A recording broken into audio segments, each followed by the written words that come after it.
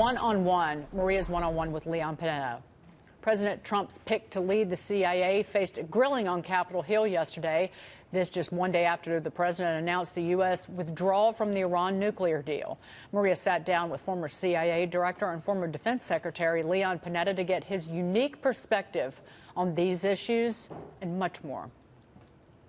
And joining us right now, Secretary Leon Panetta. Secretary, it's great to see you. Nice to be with you. Thank you so much for joining us. So much going on and so much to talk to you about. First off, out of all of the issues of the day, from North Korea to Iran, China, what are the most important issues in terms of foreign policy, in your view?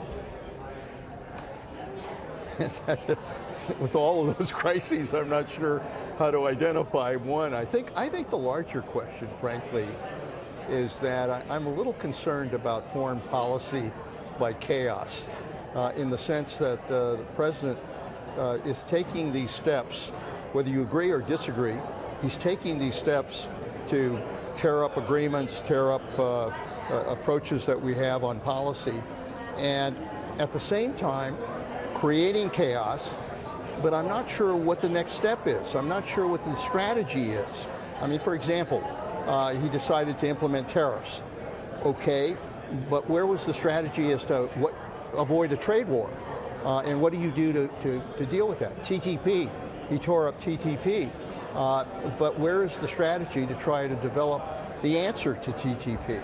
And almost area after area now with Iran basically taking the step there creates chaos. But what is the strategy to actually try to resolve these issues? So I guess my response to you would be the greater concern about the kind of chaos that's being created in a very dangerous world where we're facing a number of challenges throughout the world. It just raises confusion about the leadership of the United States in dealing with these issues. And I think that's a great concern. So let me go back to that and just stay on Iran for a moment, because the Supreme Leader said President Trump made a big mistake. There will be consequences, and then they said that, yes, we will resume our enrichment of uranium. What are the implications of that? The president came back and said if they do resume the enrichment, there will be consequences. So are you expecting a response from Iran? I don't think there's any question that Iran is going to respond. They will in some way. What that will be, what path that will take remains to be seen. But the most dangerous path they could take is to go back to enrichment and the potential of developing a nuclear weapon. Look, we have spent a long time worried about whether Iran would develop a nuclear capability. And that was the purpose of implementing sanctions. The agreement, even though there are a lot of problems with that agreement, at least in the one area of trying to limit their ability on producing nuclear weapons, it had some teeth, and obviously the inspectors said that they were abiding by it. Okay, so that's out now. If Iran decides to proceed with enrichment and proceed with the potential of developing a nuclear weapon, what do we do about that?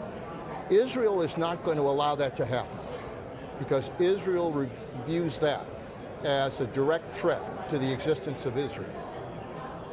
If Israel decides to conduct an attack as a result of that, that's a real possibility. When I was Secretary of Defense, they were talking about the potential of attacking Iran. So if they do that, because of our ties to protecting Israel, we could be drawn into that kind of conflict, or we could very well have to participate in that kind of attack. If that happens, we could have a dramatic escalation of conflict in the Middle East, to the point that it would really raise concerns about whether or not we could contain that conflict, or whether we're on the precipice of a world war. So do you believe it was a mistake to pull out of the Iran deal? Well, I don't think there's any question it was a mistake, because the issue is leverage. I mean, I agree with the president that Iran, we need to control its development of missiles. We need to deal with its support for terrorism. We need to deal with the kind of undermining efforts that it makes in that part of the world. But we at least had leverage. We were at the table with them and our allies in dealing with them on the issue of nuclear weapons. That's leverage to try to push Iran towards dealing on these other issues. Look, diplomacy is important. You can drop bombs, we can attack, we have a great national defense force. But it only works if diplomacy is part of our ability to deal with these countries. Diplomacy means you have to work with our allies. It means you have to build a coalition. It means you have to put pressure on a country economically. It's all of those steps. And I guess my concern right now is where do we go to produce the kind of leverage that's needed in order to try to bring Iran back to the negotiating table. I don't think the president knows how we're going to get back to the table. Well, these sanctions are significant, and it will further weaken Iran's economy. No, there's no question that the sanctions will have an impact. But the problem is Iran, as a result of what the president did in walking away from the agreement, we've raised serious questions about our trust, about whether or not they can trust us on any agreement dealing with any aspect of what they're doing. It's raised problems with our allies because if we're going to implement sanctions, we have to implement sanctions against our allies as well because they'll try to continue their side of the agreement. Like an Airbus. Yeah. If they're selling jets to Iran. They'll sell jets to Iran. How do we sanction them for doing that? That'll raise problems with our allies. We've obviously continued to offend both China and Russia because they were also at the table on this agreement.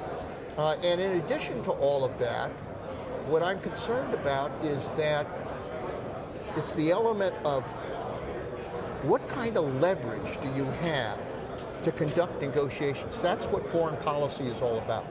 That's what dealing with these countries is all about. You need to have leverage to bring them to the table. If those sanctions are not the right leverage, then where else do we go? And military action obviously is another lever of leverage, but that makes it very dangerous in terms of what the consequences could be.